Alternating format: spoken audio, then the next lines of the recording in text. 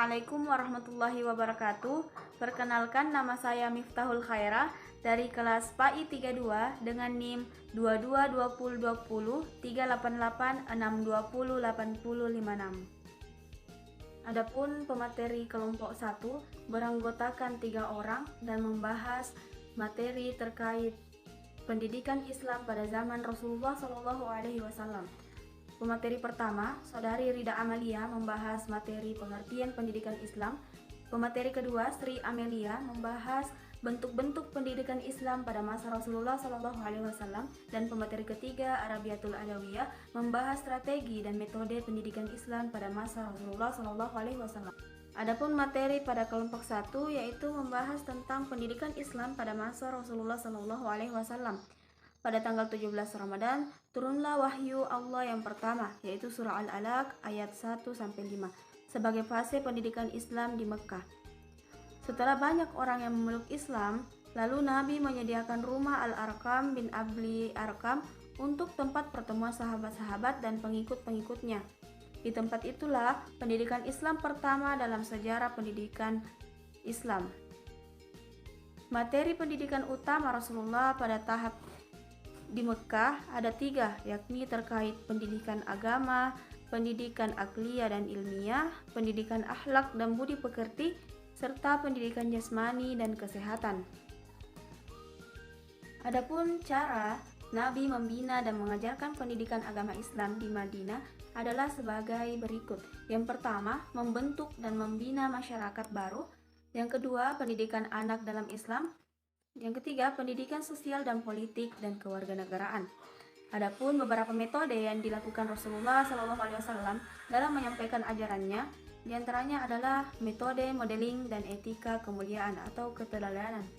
Yang selanjutnya adalah metode tasyibiyah. Yang ketiga adalah metode menulis.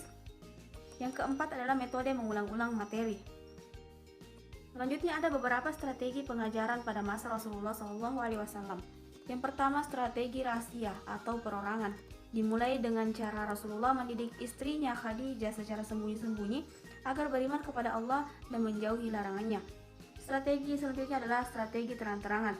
Dengan perintah berdakwah yang dilakukan Rasulullah SAW diiringi dengan jumlah sahabat yang semakin banyak, karena diyakini bahwa dengan berdakwah terang-terangan banyak kaum Quraisy yang akan masuk Islam. Strategi selanjutnya adalah strategi umum. Dengan Rasulullah mengubah strateginya dari seruan yang berfokus kepada keluarga terdekatnya beralih pada seruan umum umat manusia. Terkait materi pada kelompok 1, saya akan sedikit menambahkan terkait problematika yang dihadapi Rasulullah SAW dalam mengembangkan pendidikan Islam, yakni problematika saat mengembangkan Islam di Mekah. Di sana, pemuka suku merasa terancam dengan kedatangan syariat Islam yang dibawa oleh Rasulullah SAW. Sedangkan di Madinah, Rasulullah mendapat ancaman penyiksaan dan diboikot secara menyeluruh, serta mendapatkan perlakuan yang sangat buruk ketika di Taif. Kelompok 2 beranggotakan 3 orang, membahas materi terkait pendidikan Islam pada masa Khulafaur Rasyidin. Adapun pemateri pertama, Saudari Salwa, membahas materi pendidikan Islam pada masa Khalifah Abu Bakar. Dan pemateri kedua, Saudari Miftahul Rizki, membahas materi pendidikan Islam pada masa Khalifah Umar bin Khattab dan Utsman bin Affan. Selanjutnya materi ketiga dibawakan oleh Saudari Asnia Bahar, membahas materi pendidikan Islam pada masa Khalifah Ali bin Abi Thalib. Selanjutnya materi kelompok 2 yaitu pendidikan Islam pada masa Khulafaur Rasyidin. Pada masa Khulafaur Rasyidin yang pertama adalah Khalifah Abu Bakar As-Siddiq. Pola pendidikan Islam pada masa Khalifah Abu Bakar ini pada umumnya masih sama seperti pola pendidikan pada masa Nabi SAW, baik dari segi materi maupun lembaga pendidikan. Selanjutnya adalah Khalifah Umar bin Khattab. Ada beberapa perkembangan peradaban Islam pada masa Khalifah Umar bin Khattab ini, yang meliputi sistem pemerintahan atau politik, ilmu pengetahuan, sosial, seni, dan agama. Pada masa Khalifah Umar bin Khattab, kondisi politik Islam dalam keadaan stabil. Usaha perluasan wilayah Islam memperoleh hasil yang gemilang karena perluasan daerah terjadi dengan cepat. Umar radhiyallahu anhu segera mengatur administrasi negara dengan mencontoh administrasi yang sudah berkembang terutama di Persia. Selanjutnya adalah Khalifah Utsman bin Affan. Pada masa Khalifah Utsman bin Affan, pelaksanaan pendidikan Islam tidak jauh berbeda dengan masa sebelumnya. Pendidikan di masa ini hanya melanjutkan apa yang telah ada, namun hanya sedikit terjadi perubahan yang mewarnai pendidikan Islam. Para sahabat yang berpengaruh dan dekat dengan Rasulullah yang tidak diperbolehkan meninggalkan Madinah di masa Khalifah Umar diberikan kelonggaran untuk keluar dan menetap di daerah-daerah yang mereka sukai. Kebijakan ini sangat besar pengaruhnya bagi pelaksanaan pendidikan di daerah-daerah. Selanjutnya adalah pada masa Ali bin Abi Thalib. Pada masa Ali terjadi kekacauan dan pemberontakan sehingga ketika ia berkuasa pemerintahannya tidaklah stabil. Dengan adanya gejolak politik pada masa pemerintahan Ali, kegiatan pendidikan Islam terhambat dan terhenti. Saat itu Ali sudah tidak sempat lagi memikirkan masalah pendidikan, namun seluruh perhatiannya tertuju pada masalah keamanan dan perdamaian umat Islam. Selanjutnya kelompok 4 beranggotakan 3 orang membahas materi perkembangan Islam pada masa Bani Abbasiyah. Adapun pemateri pada kelompok ini yaitu Saudari Asmawanti, Hastuti, dan Della Marcella. Selanjutnya adalah materi kelompok 4 mengenai perkembangan pendidikan Islam pada masa Bani Abbasiyah. Pada masa Bani Abbasiyah, pendidikan dan pengajaran berkembang dengan sangat pesat, sehingga anak-anak bahkan orang dewasa berlomba-lomba untuk menuntut ilmu pengetahuan melewati pusat-pusat pendidikan dan meninggalkan kampung halaman mereka demi untuk mendapatkan ilmu pengetahuan. Kemajuan yang paling mencolok yang terjadi pada bidang ilmu pengetahuan dan kebudayaan, kajian-kajian kritis tentang ilmu pengetahuan banyak dilakukan, sehingga ilmu pengetahuan baik yang akliyah maupun nakliyah mengalami kemajuan yang sangat pesat. Lembaga pendidikan yang berkembang pada masa Daulah Abbasiyah terbagi menjadi 2, yaitu pendidikan umum seperti kota, masjid, madrasah, baik al-hikmah, sedangkan lembaga khusus yaitu istana khalifah, pembesar-pembesar, toko-toko buku, rumah-rumah ulama, majelis sastra, badia atau dusun badui, perpustakaan, ribat, dan rumah sakit. Saya juga akan membahas pertanyaan dari saudari Rukmana untuk kelompok 4. Pertanyaannya yakni, sebutkan salah satu peristiwa penting dalam sejarah awal dinasti Abbasiyah yang memengaruhi pengaturan pemerintahan mereka. Jawaban saya adalah ketika Khalifah Al-Mansur yang berusaha menaklukkan kembali daerah-daerah yang belum membebaskan diri dari pemerintahan pusat dan memantapkan keamanan di daerah perbatasan. Dengan hal ini mempengaruhi perekonomian yang mulai meningkat dari sektor pertanian melalui irigasi. Serta transit antara timur dan barat juga banyak membawa kekayaan. Kelompok 5 beranggotakan 3 orang membahas materi kontribusi dinasti-dinasti pada masa dinasti Abbasiyah. Pemateri pertama, Saudari Mutiara Ramadan. Pemateri kedua, Nur Erika Fitri. Pemateri ketiga, Dayana Salsabila. Materi selanjutnya adalah materi kelompok 5 terkait kontribusi dinasti-dinasti pada masa dinasti Abbasiyah. Dinasti pertama yaitu kontribusi dinasti Abbasiyah pada masa dinasti Abbasiyah. Kontribusi dinasti Abbasiyah pada masa kejayaan Bani Abbasiyah adalah kebangkitan ilmu pengetahuan dalam bidang ilmu agama, bidang sains dan teknologi, dan juga bidang filsafat. Selain itu, perkembangan dalam bidang pendidikan, penguasaan pengetahuan dan kesenian, pemerintahan efektif, dan kemajuan infrastruktur. Dinasti selanjutnya adalah dinasti Samanid, berkontribusi dalam pemulihan kestabilan ekonomi, pelestarian tradisi, budaya, dan ilmu pengetahuan, kebebasan penyampaian pemikiran, dan peningkatan sistem pemerintahan. Dinasti selanjutnya adalah dinasti Buwaihi, berkontribusi dalam penjagaan terhadap kekuasaan Abbasiyah, perlindungan budaya, dan rekonstruksi infrastruktur. Dinasti selanjutnya yaitu dinasti Fatimiyah, berkontribusi dalam pengembangan ilmu pengetahuan, penerjemahan karya-karya klasik, matematika dan astronomi, kedokteran dan farmasi, pengembangan teknik, dan lain sebagainya. Dinasti yang kelima adalah dinasti Seljuk. Dinasti Seljuk berkontribusi dalam sistem politik dan pemerintahan, kemajuan ilmu pengetahuan, kemajuan di bidang seni arsitek dan madrasah.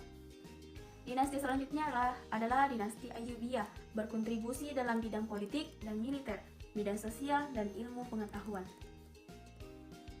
Di sini saya juga akan membahas pertanyaan dari saudari Nurul Azima untuk kelompok 5. Pertanyaannya yaitu bagaimana pola pemerintahan yang dijelaskan dinasti Fatimiyah dan siapa yang bertanggung jawab pada pemerintahan tersebut. Jadi jawabannya adalah Pola pemerintahan yang dijalankan oleh dinasti Fatimiyah adalah monarki absolut, dan yang menjadi penanggung jawab pada pemerintahan tersebut adalah para khalifah dinasti Fatimiyah. Kelompok 6 beranggotakan 3 orang, membahas materi perkembangan pendidikan Islam di Asia. Pemateri pertama, Siti Andisa Ramadhani, pemateri kedua, Saudari Tasmiyah, dan pemateri ketiga, Saudara Wawan. Selanjutnya, materi yang dibahas oleh kelompok 6 adalah terkait perkembangan pendidikan Islam di ASEAN. Yang pertama, pendidikan Islam di Malaysia. Pendidikan Islam di Malaysia telah bermula sejak lama, namun perkembangan Islam di Malaysia ini tidak dapat dipastikan secara tepat kapan ia bermula. Dan adapun beberapa perkembangan penting dalam sejarah pendidikan Islam di Malaysia terbagi beberapa zaman, yaitu yang pertama, zaman kedatangan Islam. Pada zaman ini, pendidikan agama Islam diajar oleh mubalik yang menggunakan bahasa Arab sebagai bahasa pengantar. Selanjutnya adalah zaman Kesultanan Melayu Melaka. Pada zaman ini, Raja Malaka yang pertama telah memperkenalkan sistem pendidikan Islam di Melaka. Zaman selanjutnya adalah zaman penjajahan Barat. Pada zaman ini, sistem pendidikan Islam di Malaysia mengalami kemerosotan berat akibat dari dasar-dasar pendidikan yang dimulai oleh penjajah Barat. Zaman selanjutnya adalah zaman kemerdekaan. Selepas kemerdekaan Malaysia, kerajaan mewajibkan sekolah-sekolah mempunyai murid-murid yang berjumlah 15 orang ke atas untuk menerima pendidikan Islam. Selanjutnya adalah zaman modern. Pada zaman ini, pendidikan Islam telah diperkenalkan sebagai mata pelajaran wajib di semua tingkat pendidikan di Malaysia. Selanjutnya, pendidikan Islam di Brunei Darussalam. Sejarah pendidikan Islam di Brunei Darussalam dimulai pada tahun 1950-an pada masa pemerintahan Sultan Omar Ali Saifuddin. Selanjutnya adalah sejarah pendidikan Islam di Filipina, dapat dilacak sejak abad ke-13 ketika Islam pertama kali masuk ke Filipina dan berhasil membangun kesultanan di Sulu dan Mindanao. Selanjutnya adalah pendidikan Islam di Singapura. Salah satu madrasah yang terkenal adalah Madrasah Al-Junaid Al-Islamiyah yang telah beroperasi sejak awal abad ke-20. Perkembangan Islam di Singapura dipengaruhi oleh berbagai faktor, antara lain perubahan komposisi etnis penduduknya dan perkembangan ekonomi negara tersebut. Selanjutnya adalah pendidikan Islam di Thailand. Sejarah pendidikan Islam di Thailand dimulai pada abad ke-15 ketika Islam pertama masuk dan menetap di Pattani, di Thailand bagian selatan. Pendidikan Islam melalui pesantren dan madrasah menjadi tulang punggung identitas Islam dan perlawanan terhadap asimilasi budaya. Selanjutnya adalah pendidikan Islam di Vietnam.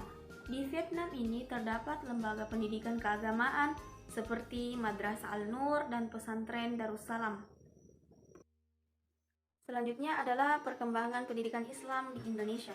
Pada masa awalnya, pendidikan Islam bersifat informal, yakni melalui interaksi interpersonal yang berlangsung dalam berbagai kesempatan, seperti aktivitas perdagangan, dakwah bil halal, atau keteladanan. Selanjutnya adalah perkembangan Islam di India. Syed Ahmad Khan lahir di Delhi pada tahun 1817. Ia mendapat pendidikan dan pengajaran termasuk membaca Al-Quran di rumahnya sendiri. Ia adalah tokoh pendidikan yang besar di India, pendiri Universitas Islam di India, dan pada tahun 1889 mendapat gelar doktor honoris causa dalam ilmu hukum dan Universitas Edinburgh dan meninggal pada tahun 1989. Di sini saya juga akan membahas pertanyaan dari Saudari Nur Awalia untuk kelompok 6. Pertanyaannya yaitu bagaimana dampak perkembangan Islam di ASEAN terhadap stabilitas politik dan sosial di negara masing-masing. Jawabannya yaitu secara keseluruhan, dampak perkembangan Islam di ASEAN terhadap stabilitas politik dan sosial di setiap negara bersifat kompleks dan berbeda-beda tergantung konteks spesifik masing-masing negara. Meskipun Islam telah memainkan peran penting dalam membentuk sejarah dan kebudayaan di kawasan tersebut, tetapi terdapat kekhawatiran mengenai meningkatnya pengaruh kelompok Islam konservatif dan terkikisnya beberapa kebebasan beragama di beberapa negara.